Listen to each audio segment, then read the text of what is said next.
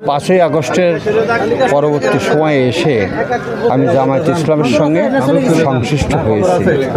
তার কারণ আমি দেখেছি বিগত সরকারগুলো অর্থাৎ 71-এর পরবর্তী সময়ে যে সরকারগুলোই এখানে এসেছে সত্যিকার অর্থে আমরা যারা এই যেটাকে বলে সংখ্যালঘু, এই সংখ্যালঘুরা সবসময়ের জন্য 3 নম্বর ছাগলের বাচ্চা হয়ে এরা ছিল আর কি। এরা প্রতিবাদী হতে পারেনি, করতে দেওয়া হয়নি। তো যে কারণের জন্যে এই বিশেষ করে এই সংখ্যালঘুরা হিন্দু সম্প্রদায়রা যে নিগৃহীত অবস্থায় আছে এদেরকে উজ্জীবিত করে বাংলাদেশের যে আমাদের কল্যাণমুখী যে রাষ্ট্র গঠন করার যে প্রক্রিয়া চলছে, আমরা এই 8 বা 10% যে লোকই আমরা আসি না কেন একত্রে মিলেমিশে এই বাংলাদেশকে আমরা সমৃদ্ধিশালী একটা দেশে পরিণত করতে চাই।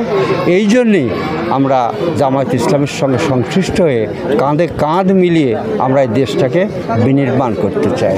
এই উদ্দেশ্যেই জামায়াত ইসলামের সঙ্গে সংশ্লিষ্ট হয়েছি। তা আপনি জামায়াত ইসলামে এসে কাজ করছেন, এখন তো মাগুরা জেলার দায়িত্ব পালন করছেন, কেমন লাগছে আপনার কাছে? না, আমি তো খুব স্বাচ্ছন্দ্য বোধ করছি আর কি।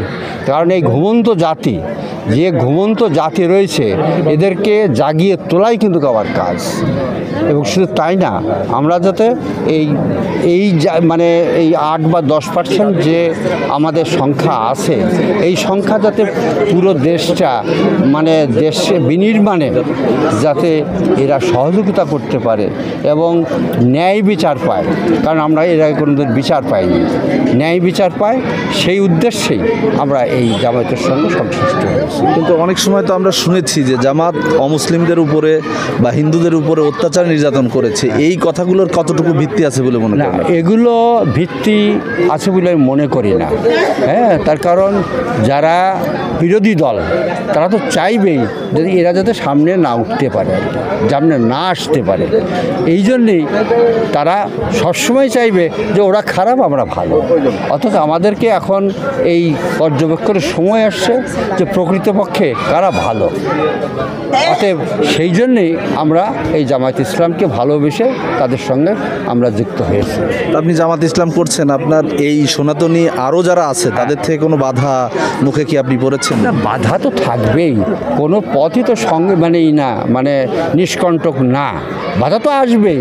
এই তুমি ওদেরকে ঘরে গেছো কি জন্যে, হ্যান খারাপ ট্যান খারাপ, এটা তো বলবেই, এটা তো তারা বলবেই।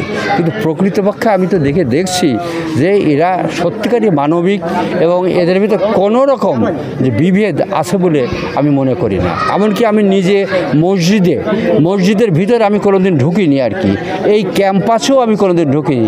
আর সে মসজিদের ভিতরে যেও আমি তাদের সঙ্গে কথা বলছি, আলাপ করছি, আমার খুব ভালো লাগছে। অর্থাৎ এখানে কোনো বাধা নেই? না, কোনো বাধা নেই। আপনি একজন অমুসলিম মসজিদে ঢুকবেন, কোনো বাধা নেই? না, কোনো বাধা নেই। আবার অনুরূপভাবে আমরা প্রতিটা পূজা মণ্ডপে এখানে বোধহয় কত সংখ্যাটা আমি বলতে পারছি না, প্রতিটা পূজা মণ্ডপে জামায়াত ইসলামের যে নেতৃবৃন্দের সঙ্গে আমরা এই বিশেষ করে দুর্গাপূজায় আমরা তাদের সঙ্গে আমরা গেছি। সেখানে তারা যে প্রথমে ভয় পেয়েছে কিন্তু তাদেরকে ভয়টা আমরা ভেঙে দিয়েছি আর কি। তার কারণ এই যে একটু আগে তালখড়ির প্রশ্ন উঠলো আর কি, তালখড়িতে তারা রান্নাঘর পর্যন্ত গেছে। অথবা এই যে ভয় ছিল আস্তে আস্তে ভয়টা ভাঙছে আর কি। আমার মনে হয় আস্তে আস্তে যদি সঠিকভাবে আমরা কাজ করতে পারি তো জামায়াত ইসলামকে আমরা শক্তিশালী এবং সমৃদ্ধ করতে পারবো বলে আমরা আশাবাদী। এক কথা আপনারা একটি সম্প্রীতির বাংলাদেশ, সম্প্রীতির বাংলাদেশ, ধর্ম বর্ণ নির্বিশেষে দলমত নির্বিশেষে আপনারা একটি সম্প্রীতির বাংলাদেশ চাই এবং যেখানে আমরা বিচার চাই, আমরা আমাদের সুরক্ষা চাই, এবং আমাদের প্রকৃত যে অধিকার, কারণ আমাদের নারীভূত আছে এখানটায়। অতএব আমরা এখান থেকে কোথাও যাব না, তার কারণ জননীর জন্মভূমিষ্ঠ স্বর্গাদপি গড়িয়ে আসি। আর আমি বিশ্বাস করি প্রতিবাদী জনকণ্ঠ জেগে উঠুক, জনগণের ফুল বাগানে সত্যি গোলাপ ফুটুক, এটাই আমার মূল থিম। আমার 2 লাইন থেকে আমি উদ্ধৃতি দিলাম আর কি।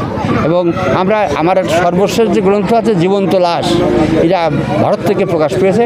আমরা এখানে জীবন্ত লাশ হয়ে থাকতে চাই না, আমরা এখন লাশ হতে হলে সঠিক লাশ হব আর তাদের উজ্জীবিত হয়ে বাংলাদেশকে আমরা সত্যিকার অর্থে যথার্থ বাংলাদেশে আমরা গড়ে তুলব। ধন্যবাদ। আচ্ছা, আপনাকেও ধন্যবাদ।